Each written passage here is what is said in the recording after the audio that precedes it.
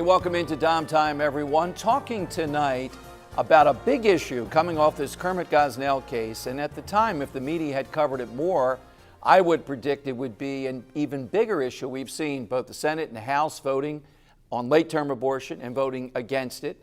We're seeing it play out in Pennsylvania, in Texas.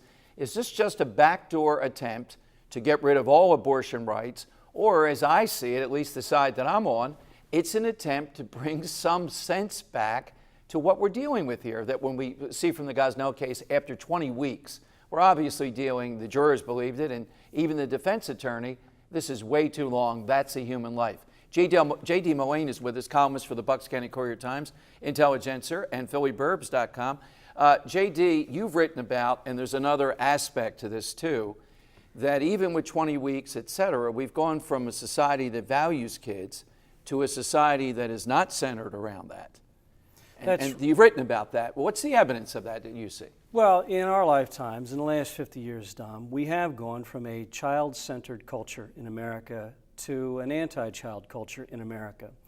One statistic that is really illuminating on this is that 54% of children in America today, every year, are either born out of wedlock or are aborted. All right, 54%. So if they're born out of wedlock, how's that anti-child? They want to have kids. They're loving. They want children. Right, because we know, and it's true, some of them will grow up to be fine. Some of them grow up to be President of the United States, as President Obama did.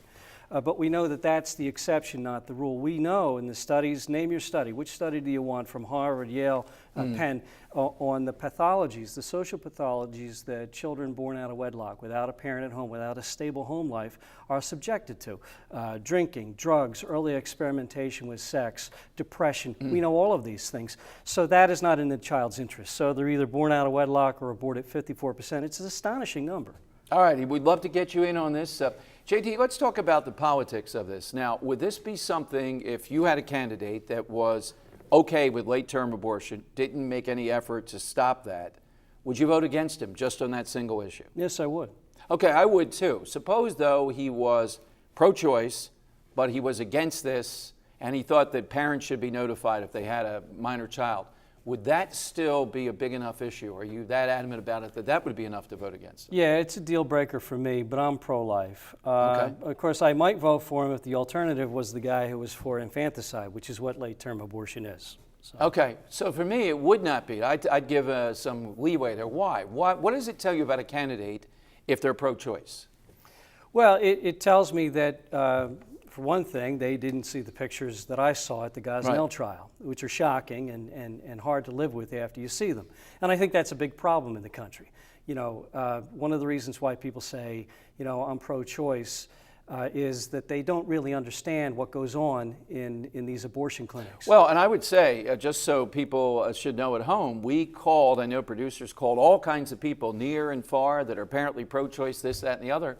They wouldn't deign to come on and give us the other point of view, and it makes me believe that they don't want to face this type of thing, because in a public forum like this, where they have their chance, they don't seem like they want to defend these actions. Well, they can't defend them. They know. I mean, if you put up those pictures that were part of the evidence in Gosnell, how could they defend that, Dom? They couldn't. But the argument would be that if you curtail this greatly, you're going to have more Gosnells. You're going to have unscrupulous people in some alleyway. They'll do it. You won't have the controlled environment out there where you are in Bucks County. There's one, and there's one in Montco, and a couple in Philadelphia, or one in Philadelphia, that is safe, sound, and rare, and they take care of the woman. Well, you know, that was the argument in the 60s and the early 70s, that, you know, women had to go to back alley abortionists like Kermit Gosnell. So we have legalized abortion in this country, in this state, up to 24 weeks, and we still have Kermit Gosnell. Let's talk practical politics of this. Allison Schwartz, who viewers should know, is a woman who's a congresswoman now, odds-on favorite to get the nomination on the Democratic side against Tom Corbett, who is weak, to put it mildly, when it comes to women voters. Will you be the first to call her Abortion Barbie in print? She ran an abortion clinic. She ran an abortion clinic. She ran an abortion clinic that was about 10 minutes from Kermit Gosnell's abortion clinic, and to this day has not answered whether she, when she was running that abortion clinic, ever referred women to Kermit Gosnell and why. Her staff has not returned my calls. She has not responded to any of my requests. So if she did, she's dodging that. What would it mean if Allison Schwartz did filter people up because she wouldn't do that late term of an abortion, Well, and she sent him to Kermit Gosnell? She thought she was doing a service. These no, women needed an abortion. Probably because you can infer from that why, because her abortion clinic did abortions up to the legal limit. Right. Kermit Gosnell's abortion clinic had a reputation for doing them after the legal limit in Pennsylvania, 24 weeks. Yeah, and that's one of the biggest underlying things that came out of all this, that people knew about Kermit Gosnell, and women went and told people about it, and they actually said, we're not going to rat him out. We're not going to tell authorities. If you want to do it, the woman, you go and do it. That's right. That was one of the problems with Gosnell. That's why he kept operating. But you know, he was known, and this was testimony in the case. His reputation for doing late-term abortions was so well known that women came from as far as Puerto Rico to have him abort their baby.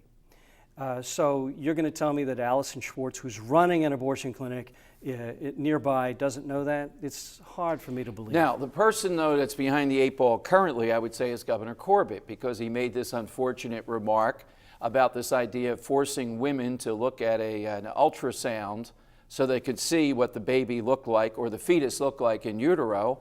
All you have to do is shut your eyes. For that, it comes up again and again and again with this guy. You know, unfortunately for Republicans and pro-life people, and pro-life is natural, and Republican Party is a natural home for pro-life people, we have a generation of inept politicians. You know, they're not good on TV, they're not good at explaining it without coming off, as Tom Corbett did, which was not very nice. All righty, coming up more with J.D. Mullane, and we'd love to get you on board. When should the state, if ever, say, hey, that's too long, you can't abort? Is there any limit? Should there be any limit to that in Pennsylvania, New Jersey, Delaware? Check right in with us here as DomTime continues.